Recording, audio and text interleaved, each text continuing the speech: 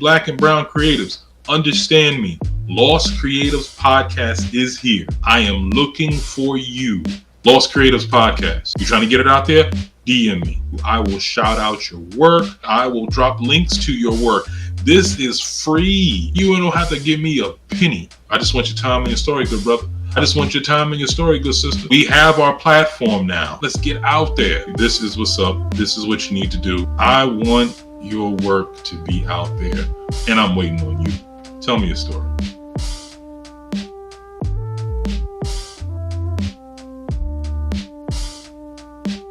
Okay, welcome back, everybody, and all of y'all to the L.O.S.T Creatives Podcast. I am your host, Ijlal Abdullah Muhammad, and as always, we about to get into some things. Today, I have a special guest. Me and this brother have been going back and forth, steady trying to connect, and it just fate hadn't had it for us. Like we was, 1 minute we setting up, next minute, I got to do this, got to do that, but we kept at it because we both still very much wanted to do this. Life happens or whatever. But finally, I was able to catch up to the good brother because he's a busy dude, and we're here. We're ready to make it happen on L.O.S.T Creatives Podcast. You know what I mean? So without further ado, let me go ahead and introduce this good brother. He's a visionary artist based in Dubai, renowned for his bold and expressive abstract art. Painting since the age of 12, he has built a reputation for creating one-of-a-kind, thought-provoking masterpieces that come with a signed certificate of authenticity. His work has captured the attention of collectors and art lovers worldwide. His art explores the themes of ambition, perspective, and risk-taking, making them a standout voice in contemporary art. He's here to share his journey, inspiration, and what drives his artistic passion. Ladies and gentlemen, black and brown creatives everywhere, it is my pleasure. Please put your hands together for Meexch. Clap it up, everybody. Clap it up. What's going on, good brother? How you doing? Hey, I'm good, man. How's everything doing, man? Happy to be here. Everything's going all right, man. We here, man. We finally made it. We finally made it, man. Happy New Year to you. Happy New Year to you, well, man. Thank you. Yeah. So, you are in Dubai currently? Yes. Oh man, that's wild. How long you been in Dubai? I've been here for about a little over a year. A little over a year. Okay, cool. And now, where are you from? So I'm born in Cleveland, Ohio. Okay. At a young age of 11, 12, I went to Georgia. So, did middle school, little high school in Georgia, and started to do college, but I ended up dropping out of college. And from there, I was trying to figure out life, working fast food jobs and all this other stuff. So finally, I decided to go to the military. Went to the military at around age 19. Did 4 years in the Marine Corps. Hey, shout out to all the Marines out there. Did 4 years in the Marine Corps. Got out. Dibbled and dabbed in little 9-to-5 jobs. I think I did like a first school for a short period of time. While I was working there, I got introduced to a gentleman named Mr. Martin. Mr. Martin is pretty much connected me to being able to come overseas. I began to get into engineering, doing IT, and that's kind of what brought me to where I'm at right now. Okay, man, that's what's up. How you liking Dubai? Well, you said for about a year, right? How you liking Dubai? Yeah, that's cool, man. It's safe, it's clean, they got good food. I like it. Summertime is a little crucial. But besides that, I like this chill. Can't complain. Okay, all right, that's what's up. He said it's safe, it's clean, they got good food. Okay, yeah. All right. Well, that's good. So it's just interesting that you're based in Dubai. You're the first creative I've spoken to who's based internationally. So that's why that stood out to me. But we are here for your brilliant work and the creative journey behind it. So, let's jump right into it. You know what I'm saying? You gave me the titles of your chapters. So obviously starting out with chapter 1, as you titled The Spark. So go ahead, good brother. All right. So I would say chapter 1, The Spark, is pretty much, we're going to say, I really found my love for art at around the age of 12. I did take an art class when I was in like middle school. So that's kind of what laid down the foundation for my love of art. From there, man, it was just starting out with little sketchbooks here and there. You in class with the teachers. You're supposed to be paying attention. You get in trouble. You in your book. You're doing what you ain't supposed to do. Fast forward, high school. Now I'm walking around with. Sorry about that email. All right. Now we're walking around with. I'm walking around with a little portfolio, and I'm showing everybody my artworks. You know what I'm saying? And now I'm like, I want to go to college for this. I really want to do this. So I don't know if you're familiar with the college, SCAD, Savannah College of Art and Design. What is it called again? It's called SCAD, Savannah College of Art and Design. No, I'm not. Well, it's pretty much a big school down in Georgia. SCAD is what they call it. Okay. Very hard to get in. However, I got ready. I knew I wanted to go to SCAD, so I submitted my little 10 pieces of, I think they require like 10 pieces of art at the time. Did that. Long story short, got accepted to SCAD. However, SCAD is expensive. So, I'm a product of a single mom, so obviously, that wasn't an option to be paying $30,000, $40,000 for college. So yeah, that's a lot. Next option was I went to the military. So went to the military and kind of didn't have much time to do drawing. However, I still dibbled and dabbled in it a little bit.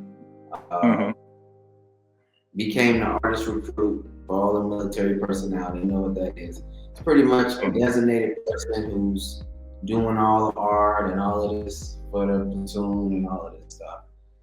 So I didn't really get to play with my art as much as I wanted to while I was in the military. I didn't really get into really doing it until years later and taking it serious. Till years later, once I a house and things like that. It was always something like I didn't have time for it, it would always come back to me. So that's kind of how I knew that I really enjoyed doing it. So I kind of steer away from it, and then it'll always, whether it's I'm on YouTube and a YouTube video will come up of somebody else doing some cool work, and it'll kind of inspire me to want to get back to art. So yeah, man, it's been my journey, man. But now, as far as like taking it serious, I wouldn't say I really started taking it serious until I was fully done with the military.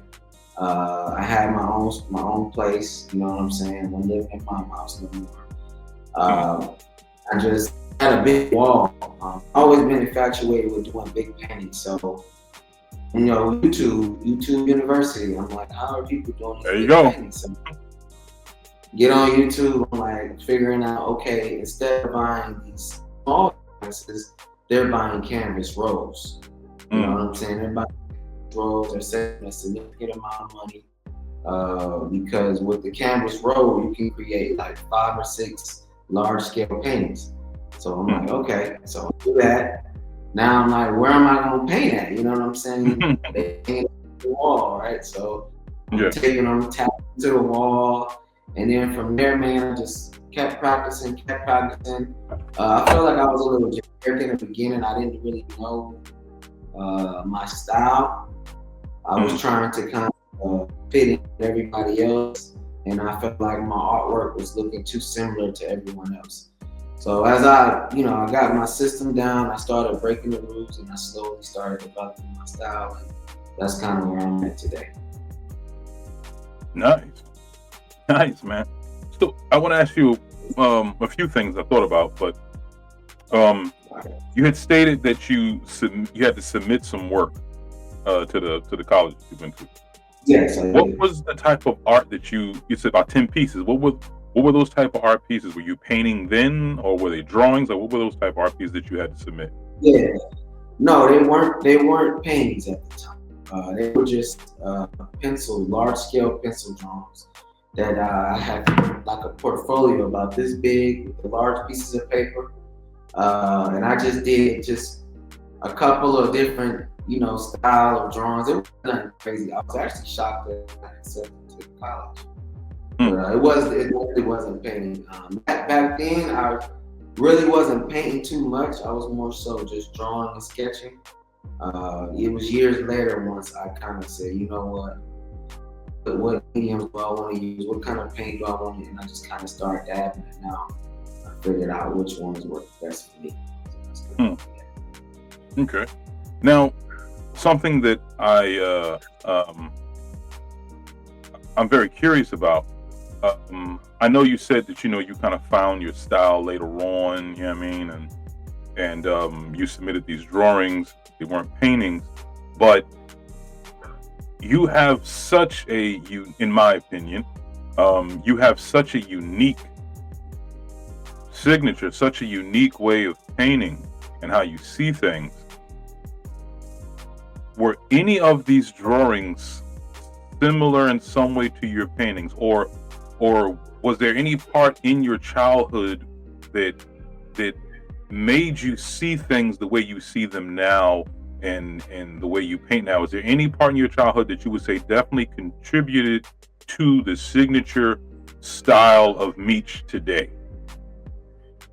Most definitely. I definitely feel like it's stages from my childhood. I had to kind of go back. So, to answer your first question, the drawings that I did submit, they were nothing like how I am today. Okay. Because I was more so like, I didn't know what they were really looking for. I kind of wanted to look like everybody else so that I can get accepted into the college. Mm-hmm. So I was a little afraid of breaking the rules. With my style today, I break the rules, man. You know what I'm saying? I do what I want to do. I do what makes me feel comfortable. It was a phase where I was doing commissions. However, I don't do any commissions because I enjoy the freedom of artists. I feel like I don't want to be restricted to somebody else's expectations. Mm-hmm. You know what I'm saying? I feel like in some ways it kind of contradicts being an artist, but I don't do commissions. But my style, the reason I got my style today is because the child, we look at like when we're younger, we really don't care. We don't care what people think. We don't care how people look at it. We just draw, we go with the flow, and it is what it is. We move to the next one. So I kind of implement that in a lot of my drawings. If I mess up, I'm not going to correct it. So every painting you see is different. I'm not really too concerned about if it's perfect or not. I'm more so worried about delivering a message. Nice. I love asking okay, so I asked to tell your creative journey, break it up into 3 different chapters, like beginning, the middle, and present. And as the viewers watch and the listeners listen, they may have their favorite chapters. My favorite chapters out of all the creatives' journeys is always the first one, chapter 1, because I love hearing how something in your childhood played a major part in your vision today, or the niche that you found. You know what I'm saying? Because it's so influential. There's so many things that happen to us as children, and how we take the world in as a child, and then you extrapolate that and you say a creative child, and it's interesting, and not to this. I'm not trying to. I hope this doesn't come off as if I'm playing you, because I'm not. But thinking about what you were saying, how when you're a kid, you're drawing and you just don't care, you do whatever. Like I'm thinking about my son, and he'll draw, my littlest one. it'll be a bunch of circles and squares and triangles, and I'm like, okay, this is nice, and he's like, and it's just a meshagosh of stuff, and I don't know where to start. But he knows exactly where the head is. He knows exactly where the foot is, and if you literally said, oh, okay, the next day comes, you say, hey, show me that picture again, and nope, that's the head. Like now you don't see this. You just see a bunch of scribbles. But that's not how it is for him. He actually knows what it is. So it is very systematic in that child's mind. Even though, we're older and more intelligent, we can't make out which is which. But I just find that interesting. And then, you take that freedom as a child where you're just doing whatever and you don't care, and and then I guess, I don't know what, life and experience happens, and your ability to, I don't know, I guess, communicate a little bit more effectively for others to understand kind of formulates things into more of a palatable viewing, right? To where it's like, oh, okay, I can clearly see eyes in your paintings. I can clearly see noses in your paintings. I can clearly see a mouth. You know what I'm saying? But when it's a kid, it's just all jumbled up.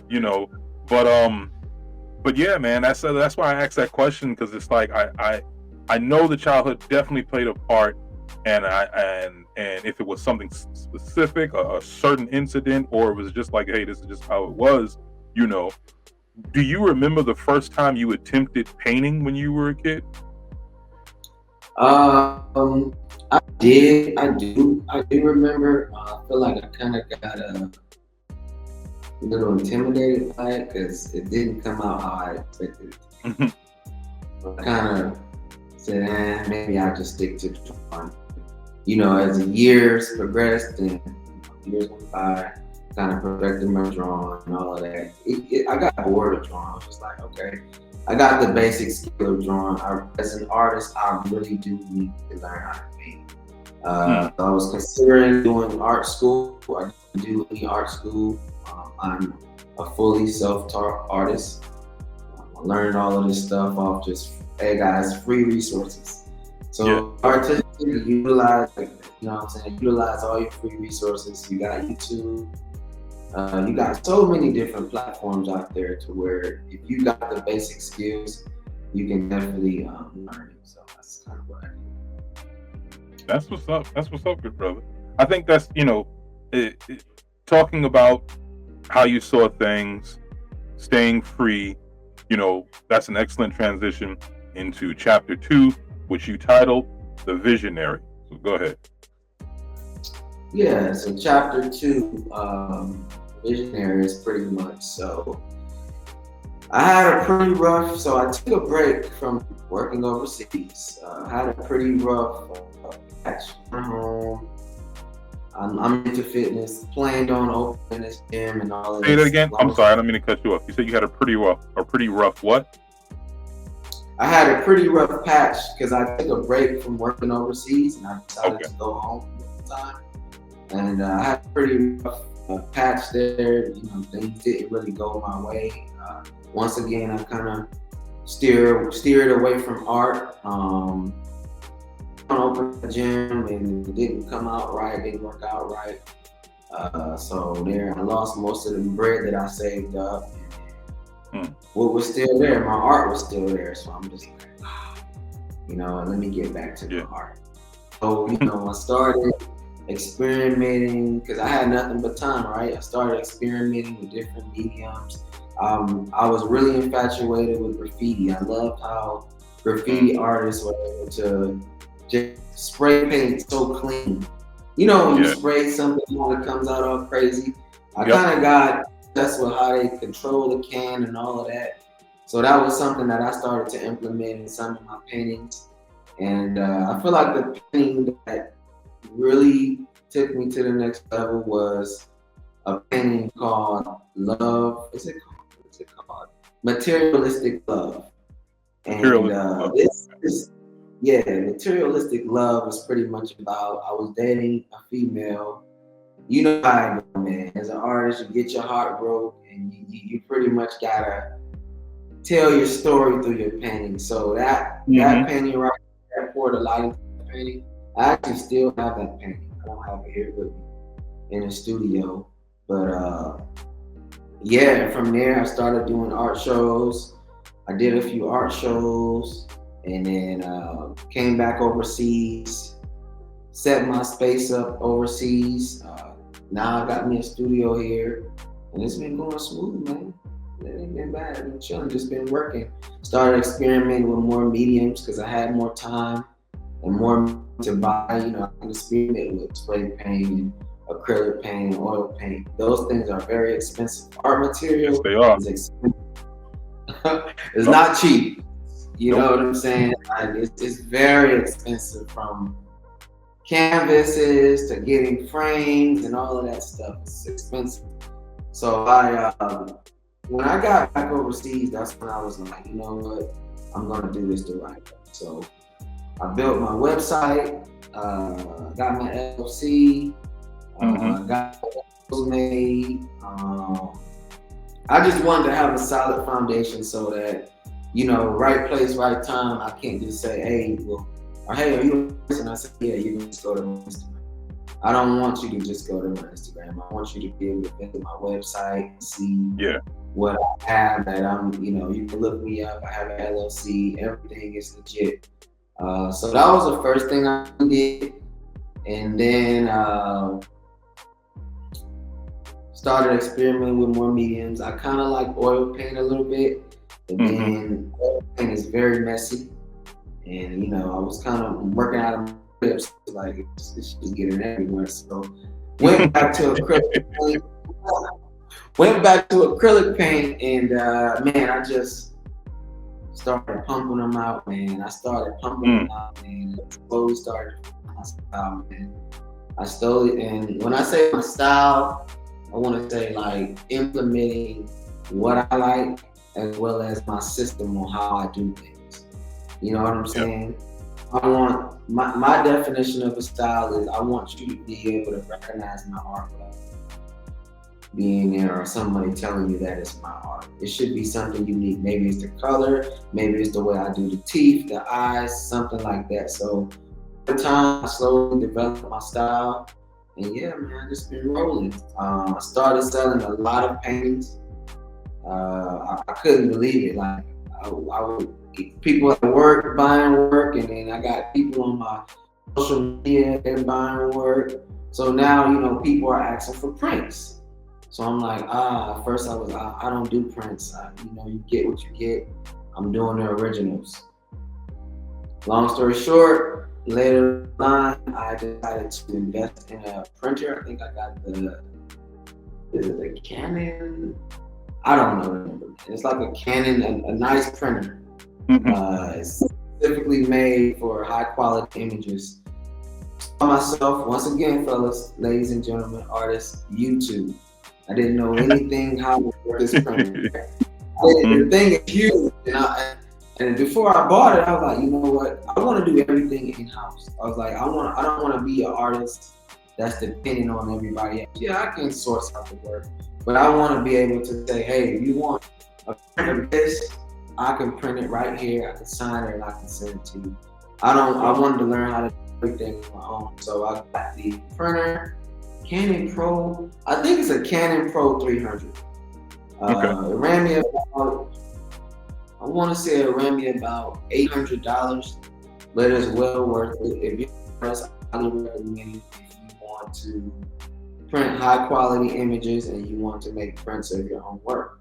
So I learned how to make the prints. I learned how to use the editing software, which I like. Are you familiar with Lightroom? Is that Adobe? Yeah. Yeah. I know what you're talking about. So learn how to do that, and then prints. You know what I'm saying? And after I started selling prints, I was like, well, you know what? I want to make sure my work is framed up. So I was able to network out here. I got a good frame guy. He takes care of all framing out all my prints. All I gotta do is drop them off the next day. So yeah, man, it's been a journey, but it's been a fun journey. Now I said I finally got my style down. I can do it with my eyes closed, like, and I know what I'm doing. So yeah. That's not bad. Before I wanted to get into, I definitely got to get into your artwork and talk about some paintings in particular. But before we do that, I actually jumped ahead of myself. But it was still good. I mean, it still flowed well. Chapter 2, you actually titled "Breaking the Frame," and the visionary was actually chapter 3. So let's just take a quick step back, and I want you to go into, what was chapter 2 about, breaking the frame, what was happening there, and why you titled that. You know what I mean? Go ahead. Yeah. Breaking the frame was more so me truly finding my identity as an artist. Like I said, kind of went into chapter 3, but it was more so breaking the rules, man. Just not caring, because in that phase, I was kind of like in between. Like, I want to break the rules. I want to be, identify myself from everybody else. But I kept making like Biggie paintings and just doing what everybody else was doing. So finally, I kind of got to where I would produce a bunch of paintings, but then I would kind of throw out some things that I liked, some of my work, like my style. And I noticed that nobody would really get the Biggie paintings, or nobody would really buy the Tupac ones, but they were more so interested into the ones to where it was my signature style. So that's kind of gave me a little more, you know what I'm saying, a little more confidence, and I kind of went from there with it. So yeah, that's what I would say. Nice, man. So I understand you said, you had you had like the Tupac ones you did, and then you had the style that was really you. And then people wanted to say, hey, people like I don't want that other stuff. I want these right here, and that kind of gravitated. Okay, this is what's up.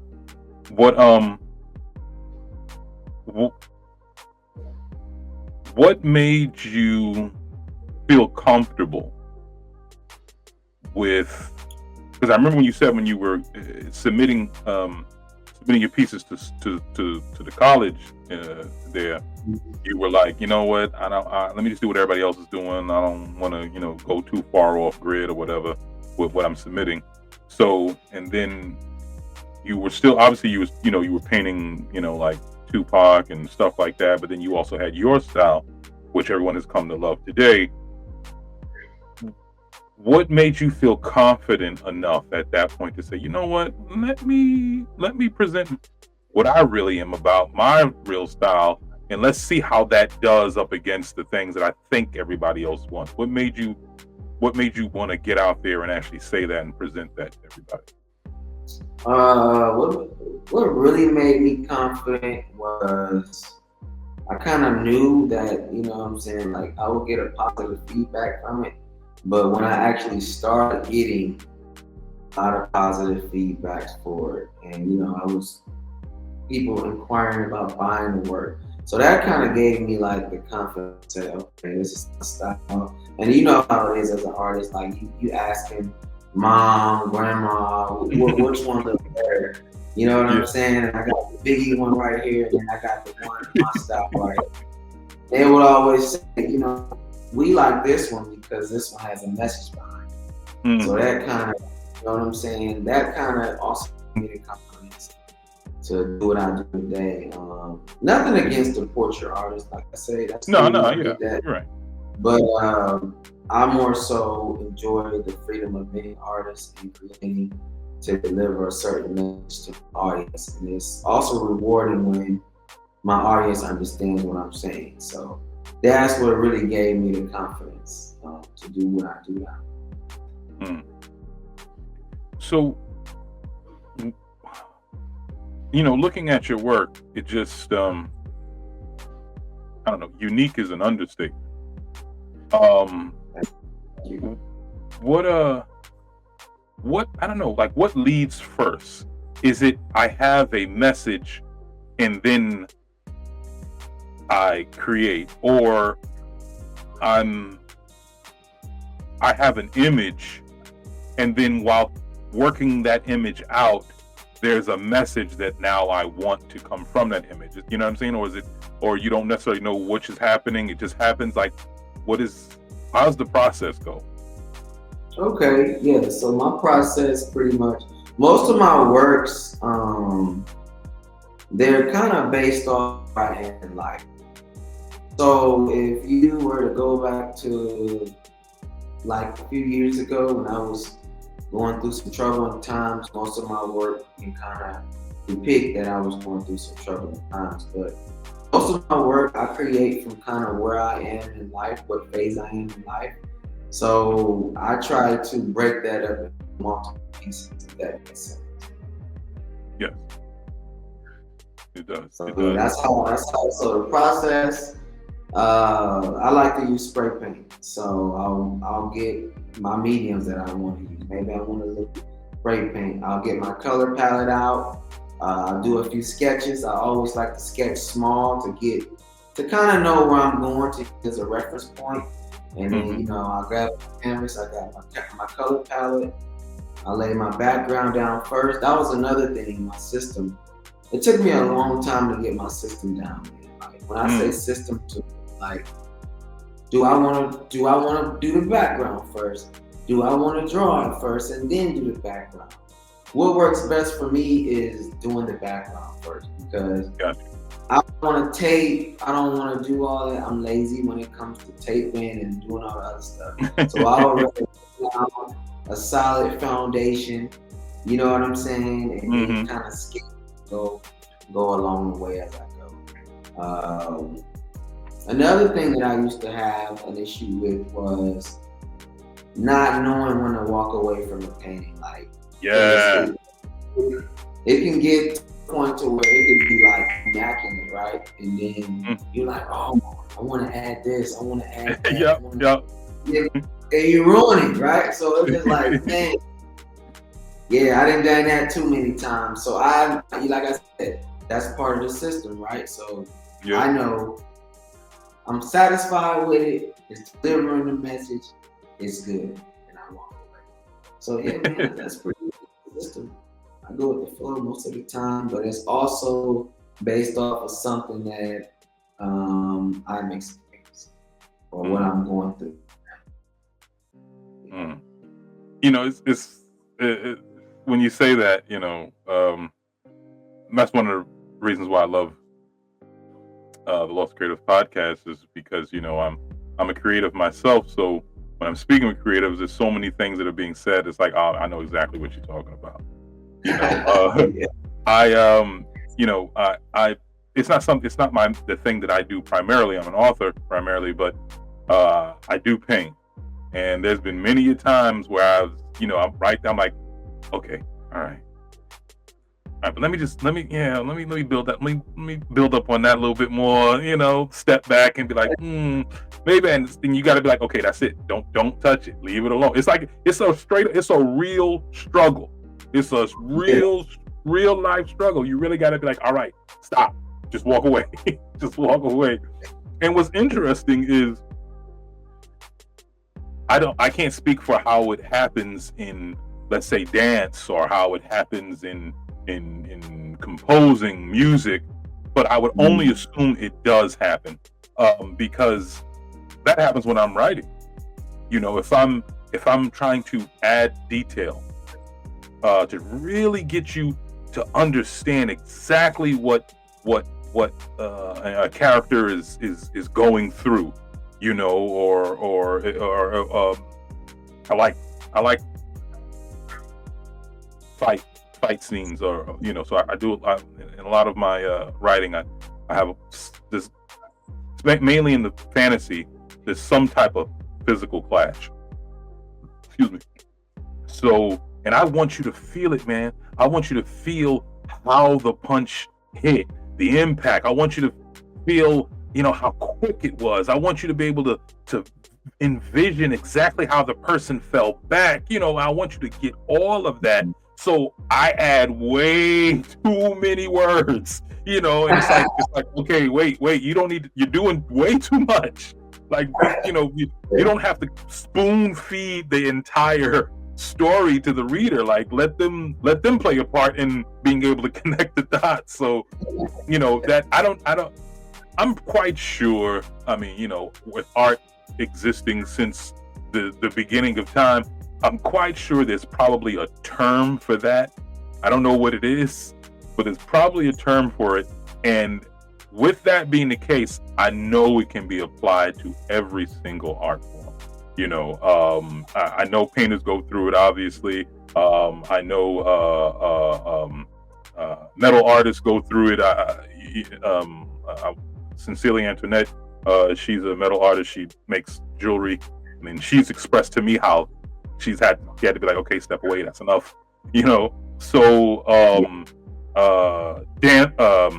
models go through it, you know.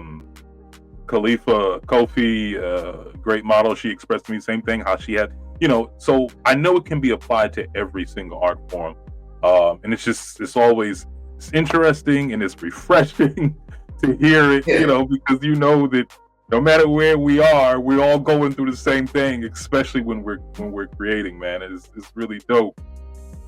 How do your colors play a significance in your message, or is it just like, hey, that's just the color I wanted to use? Because your colors are so bold, and I don't know if it's the color or if it's just how you use it.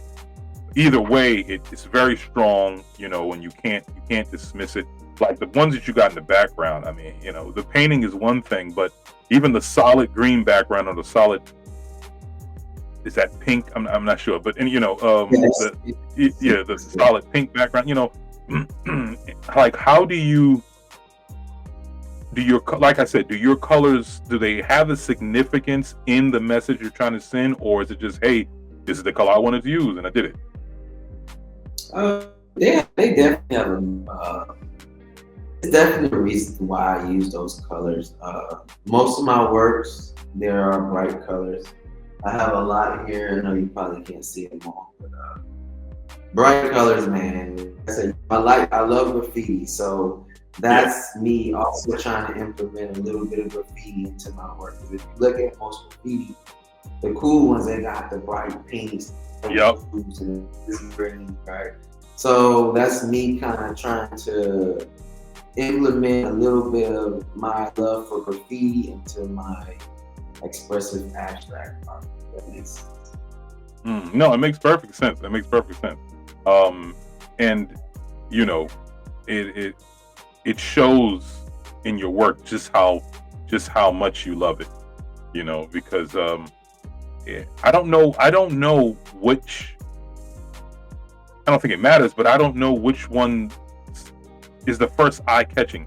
If it's the focus in the artwork, you know, or if it's the colors. Like I can't tell which one draws me in first.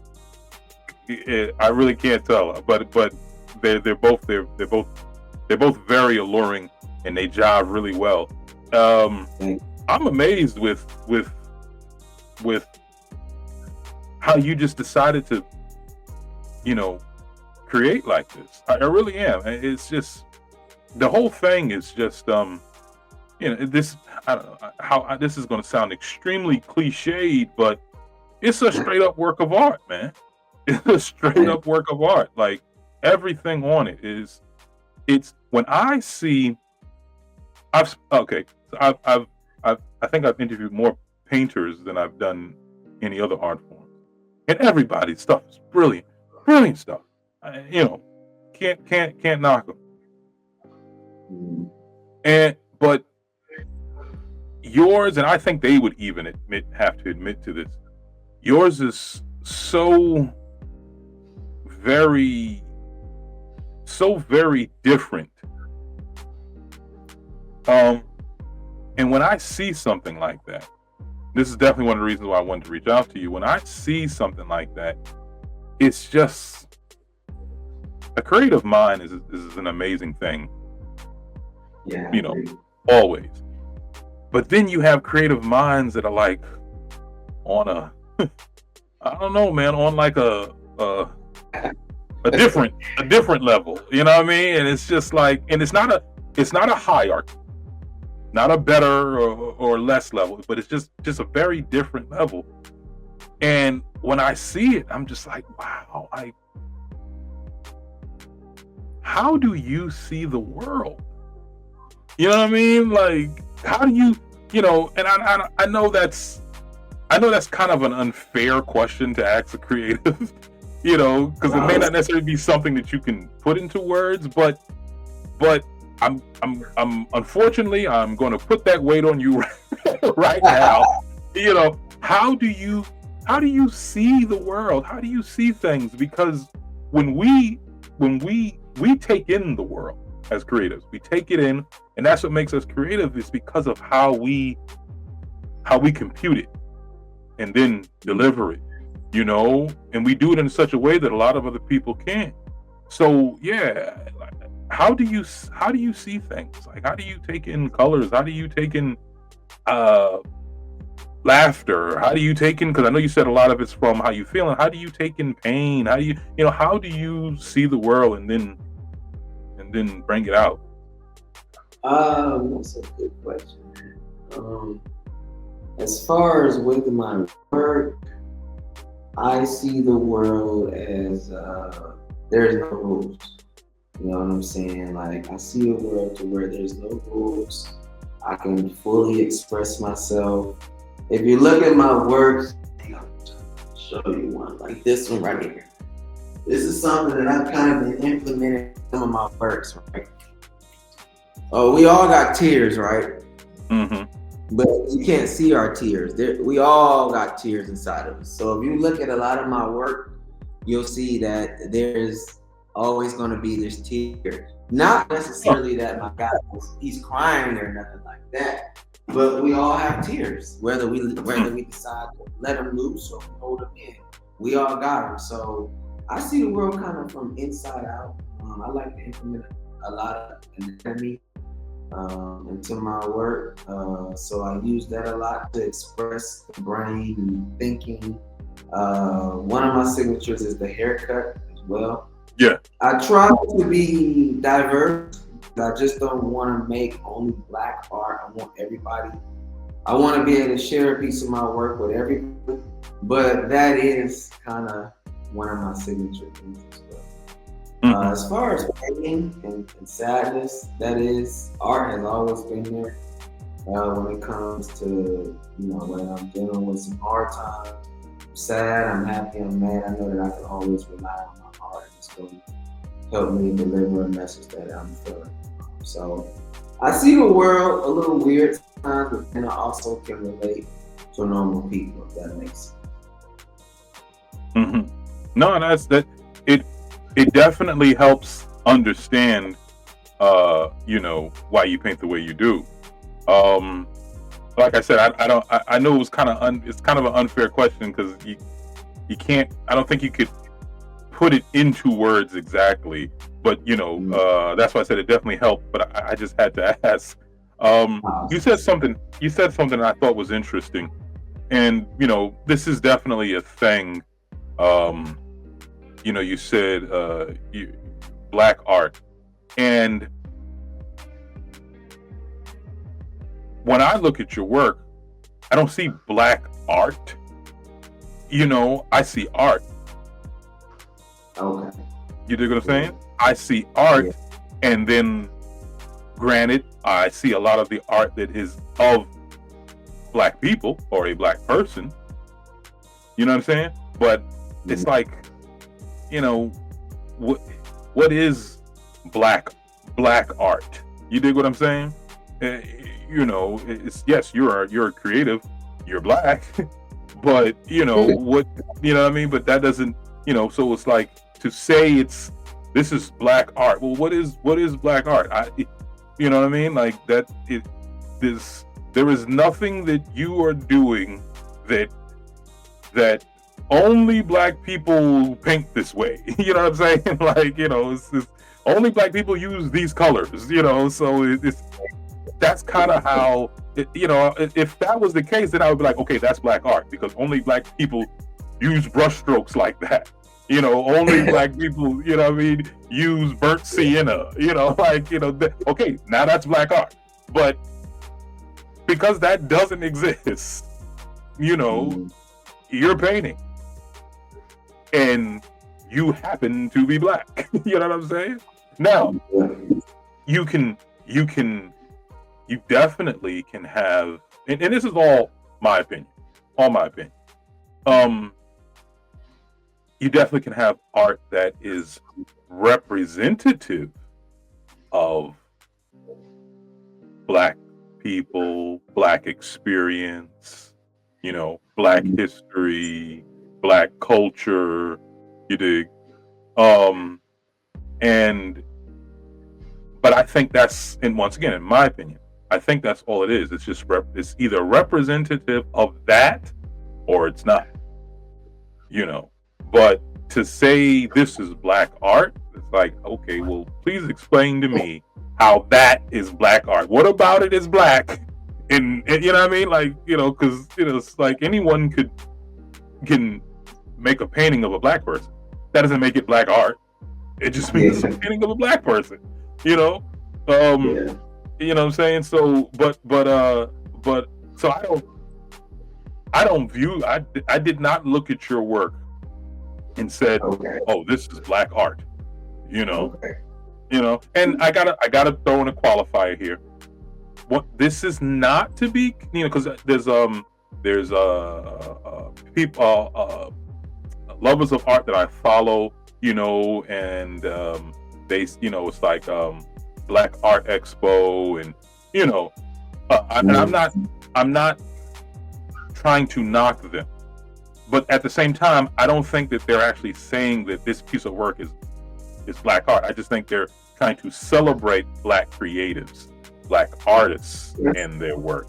And by doing so, they would say, you know, black art 365, or, you know what I'm saying? So I think that's where they're going with this. Like, okay, well, I'm going after I'm trying to promote or going after a specific audience.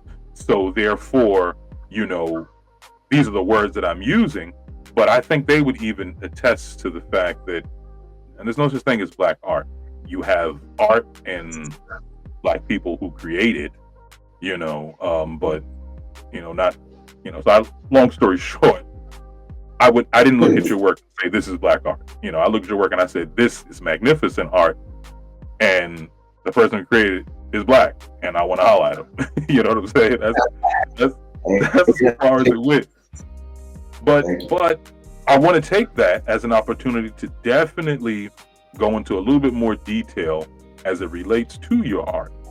I have two of them that stand out to me personally. I just, you know, it just really resonated with me. But you mentioned one, and I kind of would like for you to explain a little bit more, if you don't mind. Materialistic love. So, you know, you had said that, you know, you was going through something, and I guess I just kind of want to understand, while looking at the artwork, like, okay, well, what is the something that you were going through? You know what I'm saying? So if you could expound a little bit more on materialistic love, you know, what brought that about, what you know, the artwork within it, you know, what it represents, and you know what I'm saying, like why that played an effect and why you chose to convey it that way. Okay, yeah. So materialistic love, I created that when it was after I was seeing someone. It was a pretty toxic relationship, and once I was able to fully see straight, a lot of time to myself, I created that, and I just did a lot of reflecting And if you look at it, it's, the message behind that painting is pretty much being deceived, someone pretty much telling you that they love you when they're using you for your money. That's why it's called materialistic love. So if you deeply look at the heart, you'll look at the bullet going through the heart, you'll look at the heart, yeah. And the diamonds at the bottom, and you know it's just fully deceit. How a person that love you, they don't the things that you do for them. So yeah, man, that's kind of how I came up with materialistic love.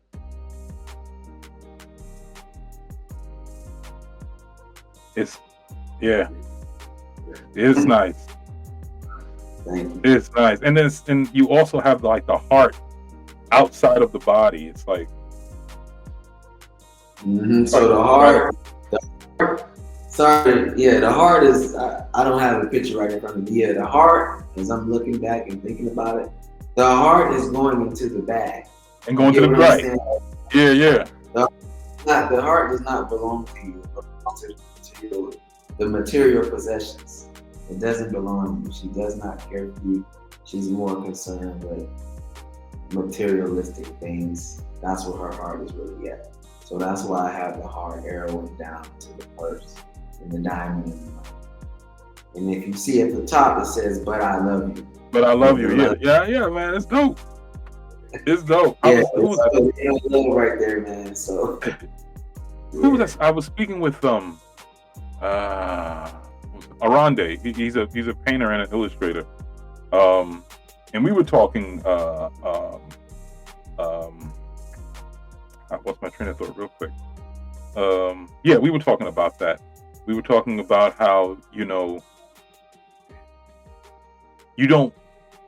want to go through horrible situations. You don't pray for them, but man, what a creative mind can do with a horrible experience is special. Some of the greatest love songs that we've ever heard of came from a horrible experience somebody went through. It's just like, dang, you had to go through that, but that song is the bomb. It's crazy. I could definitely see you was really into your graffiti bag with this one. Yeah, I was. It's like, and then the yellow background. That's what I was talking about. I'm like, man, this like what the was there a reason why you chose a yellow background? There was no specific reason why I chose it. Actually, man, I think that all I had was yellow. I think that phone right there was like, oh man, I only got this, and yellow is probably gonna be the one that's gonna be there because the canvas is a nice size. Yellow. Hey, well, it worked perfectly. It really worked out really well. It's funny. It's like when you said yellow was all I had, it made me think. It made me think of Stan Lee, Marvel Comics, the Incredible Hulk, the Hulk. When he came up with the character, he actually was supposed to be gray, and then later on they came out with a gray Hulk. But the original character was supposed to be gray. They had ran out of gray. All they had left was green, so they had to go with green. But with the whole gamma radiation and everything, the green just worked so well. But it was like a happen chance or a mistake or whatever. Like that, this is the only thing I had. But then it just worked. And it's almost like that's also a wonderful part of creativity, right? So many things that come from mistakes or what would seem to be a mistake, or you couldn't do this, so you had to do that, and then it became this thing, and it's crazy. So for me, one of the greatest things I love about this painting is your yellow background. Come to find out, this is like, oh, that's just because that's all I had. But it's great, man. It's great. It's art, and that's what's up. Like that's what's up. So the other one that I really liked was $1 Million Baby. $1 Million Baby. So if you could, please explain to us what brought about $1 Million Baby. What were you thinking about? What were you tired of seeing or hearing or dealing with? What were you trying to convey? I mean, please go into that. Yeah, $1 Million Baby. That's a recent painting that I just made, 2024, and it's just it's focusing on, like, as a child, how you know that it's as a child, you know you're going to be successful pretty much. You know where you're going. You're going to overcome all the obstacles. Like I said once again, you're going to break whatever rule you need to break to become whatever you want to become. So that's pretty much what $1 Million Baby is about. It's about knowing where you're going and standing behind where you want to go, focusing on where you want to go from a child on up until you get to where you want to go. If you look at that picture, you'll see he had the raggedy Chuck Taylors on. Yeah. He put the Air Forces on. He got the fresh cut. So it's just about chasing your dreams. That's the biggest thing from a child on up. Chasing your dreams, and then you become a $1 Million Baby. I actually just sold that painting a few weeks ago. I really have it. Nice. And if you could explain why you wanted to break up the face. You have the mouth. This, you emphasized it, and it's in its own rectangle, and then you know what I mean. Like the left side of the head is not the same yellow background as the right side. So what made you want to convey it like that? Yeah, so you see, it's kind of like a baby transitioning to an adult. When he's older, he's got his gold teeth in, he's got his earrings, he's got his fresh haircut, but there is still a side of him when he's still a baby. That's kind of what you see in the different pieces of the faces there. Oh. I'm gonna tell you something. You see, he's on a big wheel, right? But right. Goes up. He's growing up. He's progressing in life, and now he's got his success.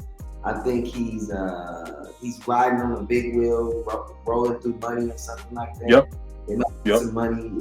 So he already knows where he's going. He's a $1 Million Baby. He's successful.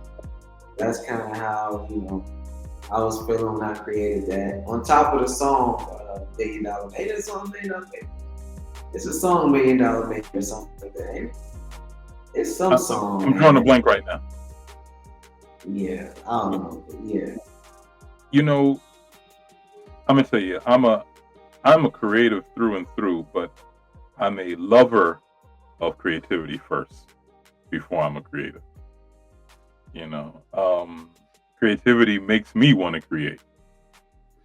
And when I see stuff like this, and then I get the opportunity to actually hear the artist, hear the creative explain the process and explain what's going through. It makes me want to be like, dang, okay, I need to go ahead. I need to do something. No, for real, it's like a surge. It really is. It's like, I can't cut my brain off anyway. I'm always thinking about this or thinking about that, or thinking about a character I want to write, or a setting I want to write, or a story I want to write, whatever. But, or even, I have a lot of painting ideas that I didn't even get to because I'm not trying to paint right now. But whenever I see creative work, and then on top of that, I get to hear the artists explain themselves, it's just like a super surge like no other. I just want to be like, hey, yeah, like, man, let me go ahead. I got ideas. Let me do something. It's just great, man. I love everything. That's actually, I think that all artists experience that, because I feel like that too. I feel like I see certain people, I see their works, I gotta step it up. So I think it might be an artist thing. Maybe like you mentioned earlier, is we don't know the name of it, but it exists. You know what I'm Yeah, saying? So yeah, I think because I do the same thing, so I definitely. yeah, man. It's just, I mean, how could you not? It's just if you're an authentic creative, then the admiration of creativity is always going to be there. Mm-hmm. Always going to be there, and there's always going to be inspiration, pushing you. And then there is gravity of existence. That one is my all-time favorite. Why is that your favorite? Yes. Oh, okay. Um,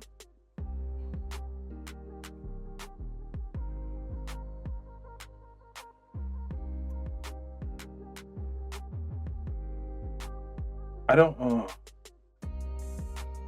I'm interviewing you, man. You ain't interviewing me. It's not. No. Okay, so let me. Now I'm gonna try to get my words together. I don't. I gotta try to make it make sense right now. Dang, I don't know. I'll start off with that. I don't know. But now let me try to find the right words. I don't. Yes, it stood out. Obviously, all this stuff stands out. But okay. I guess I'll do my best, and I'll just go by what. First thing was the eyes. I can't even describe what emotion they're giving off. I don't know. But from the eyes, then what I assumed was like a part of his brain, but almost like a hat. I don't even know if that's what it is at all. But is words on there, right? Yep. Don't waste this. Yeah. Mm-hmm. And then his mouth. I love the way his mouth looks. So right there on this one, bro, I used spray paint. I also used airbrush. So when you look at the eyes, you see how the eyes are. I used like white to draw the eyeball, and then I actually physically did all the details with the airbrush. That was something else that I started implementing in my drawings. So it kind of gives like a realistic but kind of clean, edgy look. So yeah, but that is one of my favorite paintings as well. Yeah, so please go ahead, man, because I'm telling you, I can't. Sometimes I can do it. Sometimes I see something and I can be like, oh, I love it, and this is why I love it, man. And I was speaking with DeMar Douglas, the painter of dreams, as he titles himself, and he was well worth it. I mean, his paintings are wonderful, and he had this really dope painting. I forgot the name of it, but and I was immediately able to tell him exactly why I loved it. That's because there was a message in it that I personally resonated with. So because of that, I was able to say, this is why I love it. And then there's sometimes, good brother, where I can't even start. And it's just, I don't know, man. I just love it. I don't know. I don't know why. I can't. And it's not because there isn't a reason. It's just that there was no personal resignation. There wasn't a color I really like to see. There wasn't a style that I'm attached to. There wasn't a medium that just speaks to me. I'm a Anita Baker fan. She make me busy. Yeah, and she has this song called "I Love You Just Because." I I haven't don't know heard if you're that. familiar with it or not, but I love this just because. I love Okay, this just because, good brother. I, I, I, I wish I could give you more of a reason than that. I can't. I can't. I can't. I just love it just because, man. It's like the more I look at it, the more I'll find in it, and the more I'll fall in love with it. But that's because I'm going over it more. And that's not. And all those things are not why it stood out to me initially. It just, I have no words, and I hope that doesn't insult you. But oh, it's this. I don't know, man. I just love it. But please speak on it. Shoot, this is great. yeah, man. Graphic existence is just about human existence, just not wasting your life. Mm, If you look at the picture, you'll see how I have arrows are going into the ears, meaning you need to listen. And then it's an arrow pointing to the brain saying you need to use it, you don't need to waste it. And mm, there's writing. I don't know exactly what I wrote on the brain, but there are certain things that I dealt with or that the most of us deal with on mm-hmm. each piece of. So yeah, that's what I call it, gravity of existence. See Mm, my character, though. See, you got the same haircut, mm-hmm. crazy, crazy mouth. You know how it goes. So yeah, yeah. Oh. I enjoyed making that. I kind of experimented with spray painting with that one. I think I did it. Yeah, spray paint, a little bit of acrylic paint, as well as airbrush. I like airbrush.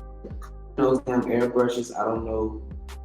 I suck at cleaning the airbrushes, man. I'm always losing the little pieces, so I rarely use it. Uh, but yeah, so yeah. Is the half moon? Is the half moon Caesar also like a path? Not really. I didn't do that intentionally. That's another thing. That's another thing about art. It's like you said, you didn't do that intentionally, right? But I didn't do that. does but that doesn't mean that it won't come out based on who's looking at it. Yeah, that's the cool Yeah, thing about art. Everybody yeah. sees it. Yeah, This that's is the cool thing. serious, good brother. This is, like I said, Thank this you. is my favorite one. I really love it, man. You did your thing with that. I I have to admit something, and this is actually the first time I'm admitting it on the L.O.S.T Creatives podcast, and it almost is contradictory to something that I say almost every episode. I love when I see art that I love, I immediately say, I can do that. I can do that. And not to say that I can go copy your thing. I'm just saying I can get acrylic and make something really different and unique. Let me go ahead and do it, or I can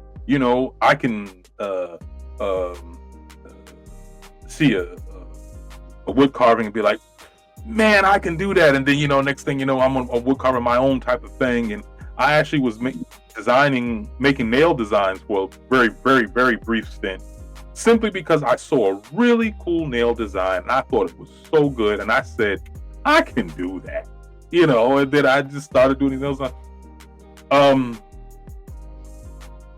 I've always admired and I very much have been intimidated by airbrush. I've always been intimidated by airbrush. I never wanted to attempt it to do it. And that's crazy coming from me. If you know me, I'm like I just said, I can do it.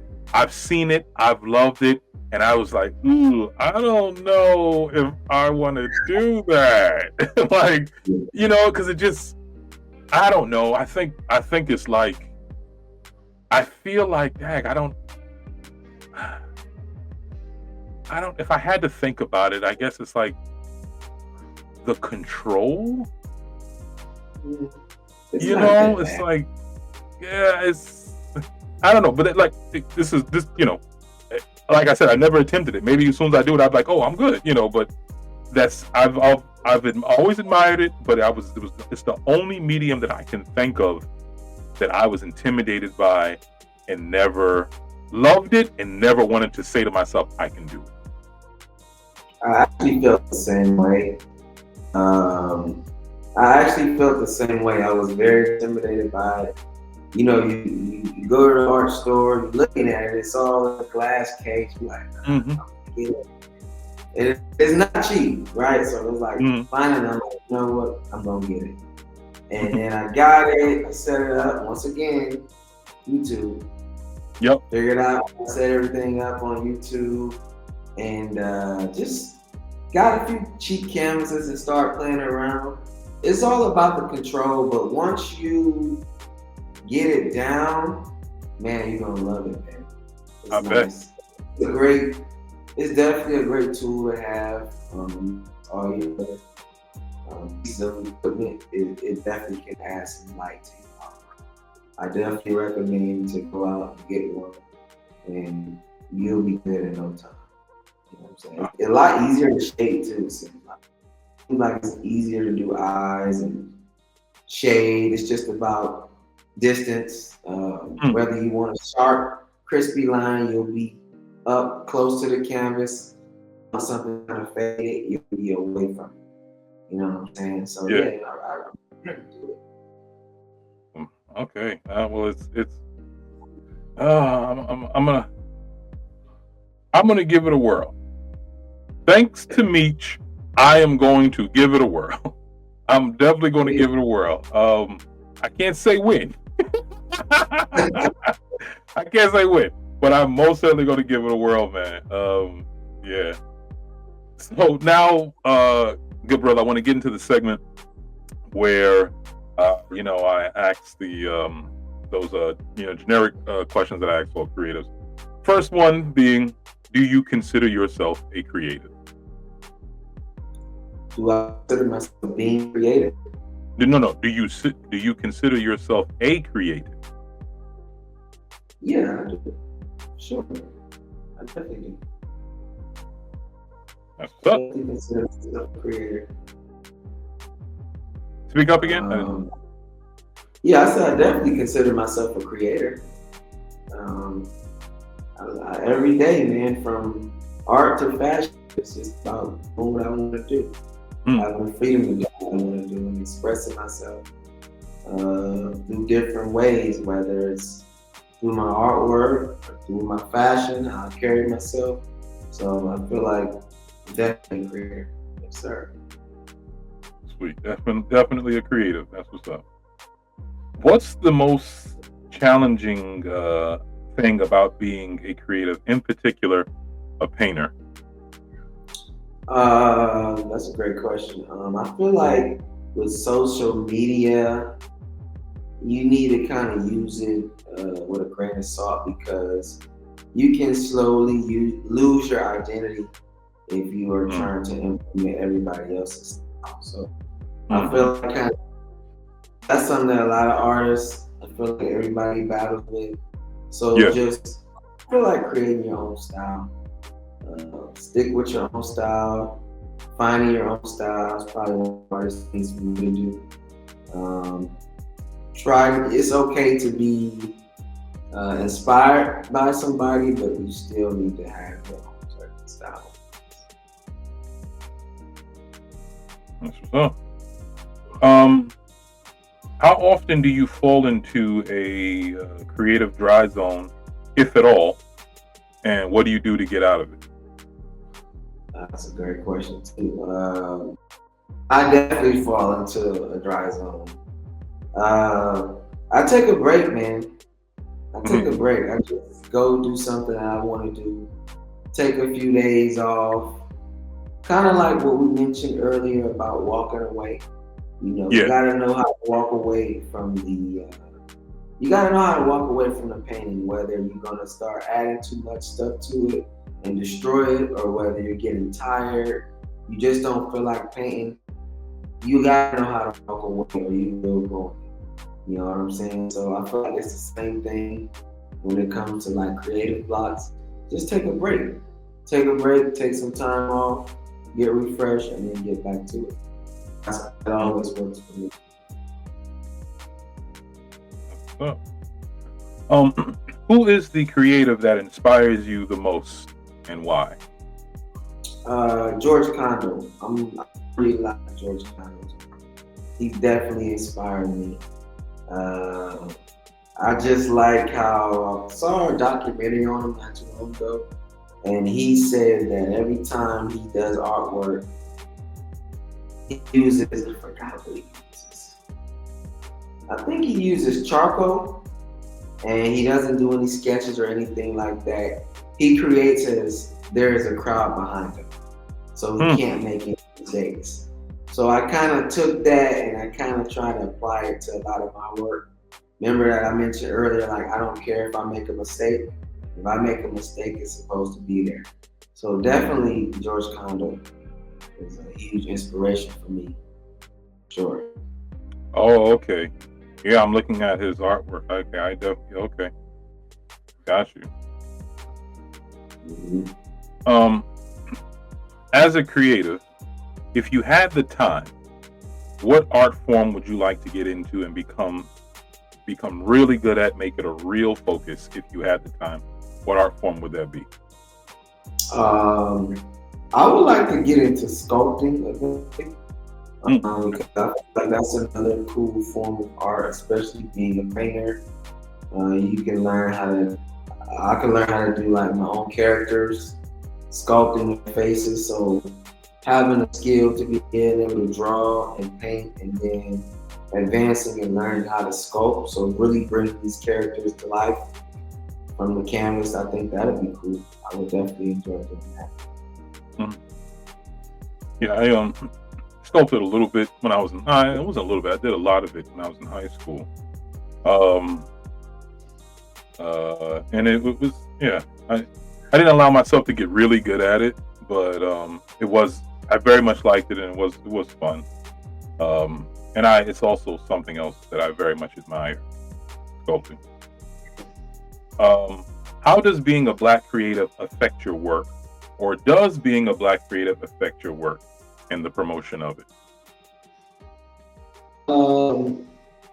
I feel like it does. I feel like if anything, it affects my work in a positive manner because I get to implement on when I'm creating my features, Black features. I mean, I feel like I'm not trying to be racist.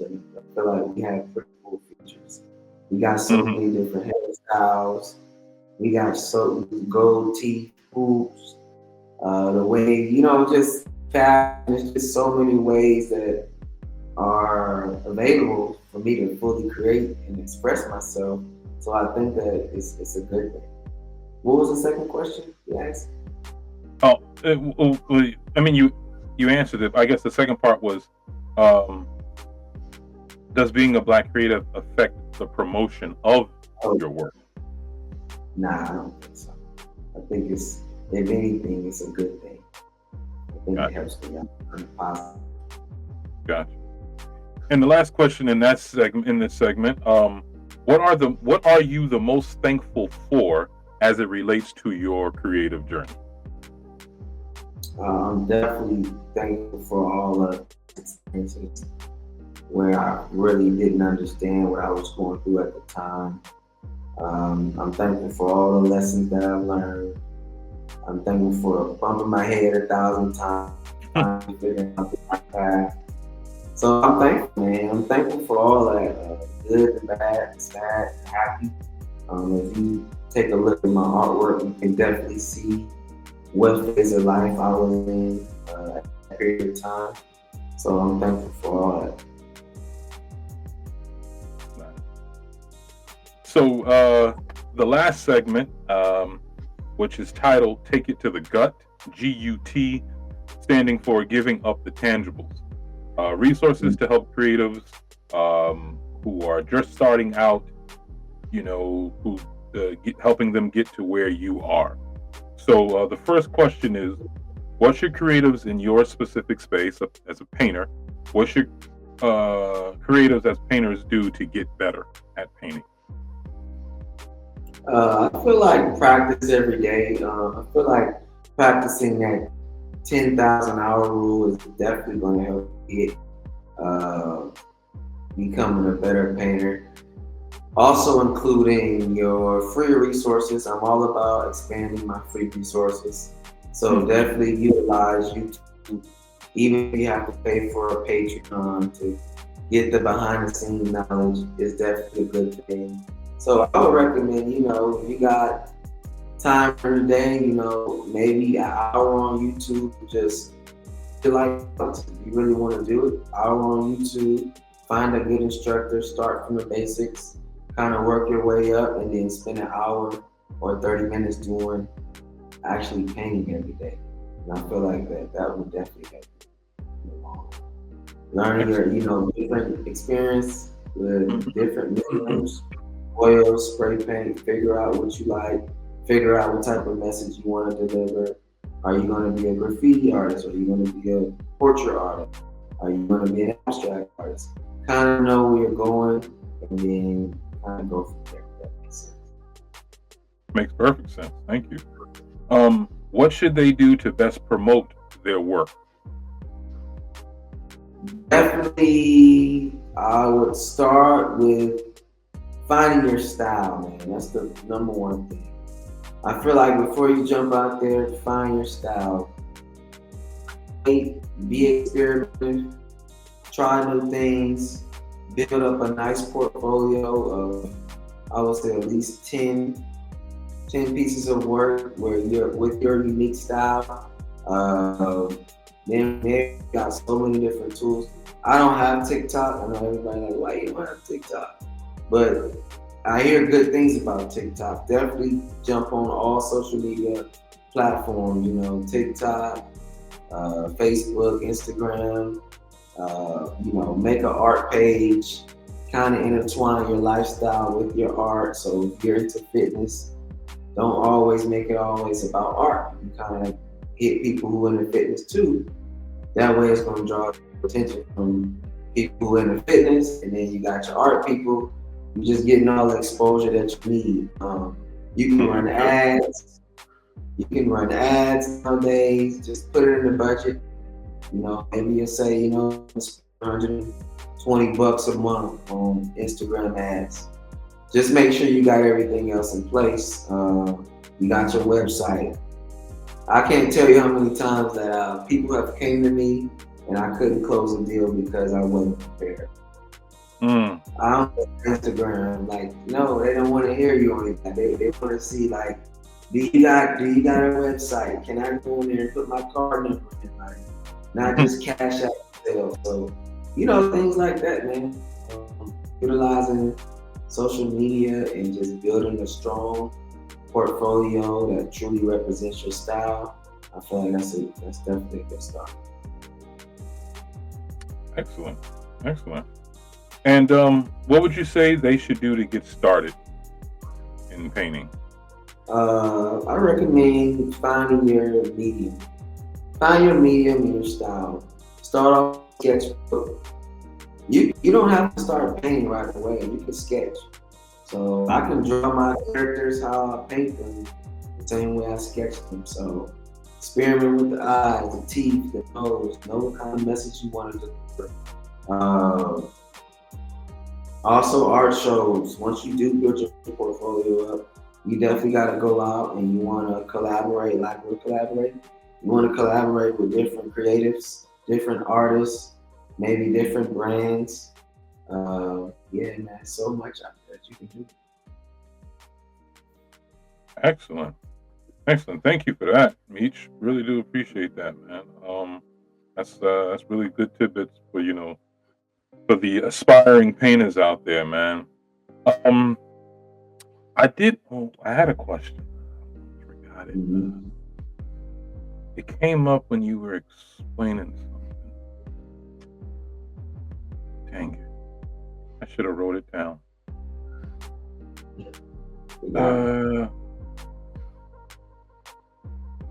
I should have wrote it down. That's too bad. Yeah. What were we talking about? You were answering these questions, and all this dead space I can just edit out, so I'm not worried about it. Dang, what was you were explaining? Either you were answering what what do you do to get better as a creative, or how do you promote yourself? What? Now I'm forgetting what the question was even about. Yeah, I was saying like TikTok, social media, finding your style, the experimenting with different mediums, using ads, running Instagram ads, building a website, having a solid foundation so you don't. So you just coming correct so people know you for real. Yeah, that's pretty much what I said. And then when you were talking about what should you do to get better? What should you? Yeah, I said 10,000 hours. I said do Right. 10,000 hour rule. I said exhaust all your free resources. Draw for an hour, paint for an hour. You need to subscribe to a Patreon on somebody's YouTube channel who you feel like can help you get good. I definitely recommend that. Building that portfolio up, just sketching every day, painting every day, repetition. That's my best way. I feel like you're gonna get better. Collaborating with others as well. I said.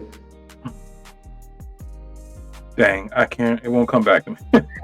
Yeah. It won't come back to me. It would have if it was like really, really juicy and really important. But I guess if it wasn't, then it was just. That's how it happens. If it was something really serious that I definitely wanted to know, I would have remembered it. If it was just like, it was just nice to ask, and that's probably why I forgot it as quickly as it did. All right, it's all good. It's all good. So,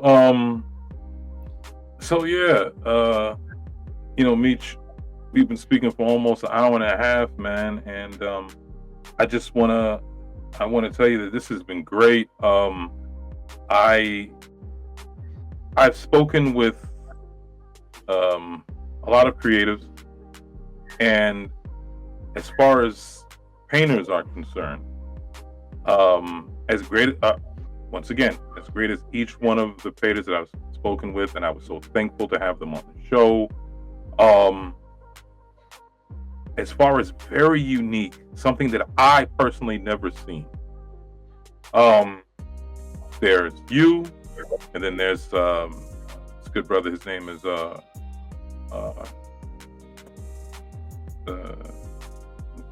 forgetting his name. Kamar Bazaar. Kamar Bazaar, formerly known as Echo Freaky, but the interview was on YouTube. I did with him, Kamar Bazaar. You can go on Instagram, Kamar Bazaar, spelled just the way it sounds. This brother, the way he sees color and how he explained it, I really would like for you to check out that interview. How he explained his understanding of color, how he broke that down. I thought it was amazing. And then when he explained it, it made perfect sense as to why he paints the way he does. Just like you, when I saw his work, I was like, oh wow, this is interesting. And I was just like you, I was very happy to be able to speak with him and allow him so he can share that. So yeah, episode 6 or 7, one or the other. Anyway, Kamar Bazaar, please, you personally, check that out. I think you would really dig, how this brother explains himself, and also his art representation is really cool, man. It really is. I've never seen myself. I've never seen anything like it. And I think of him while speaking with you and your work, because they both moved me very similar as far as eye catching, and me just being like, wow, this is very different, and I love every bit of it. So yeah, man, definitely check his stuff out, and just check out the interview, because I really want you to hear how he expresses color. you know, and how he computes it in his mind. It's really dope. I loved it. I loved it, man. But but yes, good brother. You know, thank you very much. Your work is outstanding, to say the least.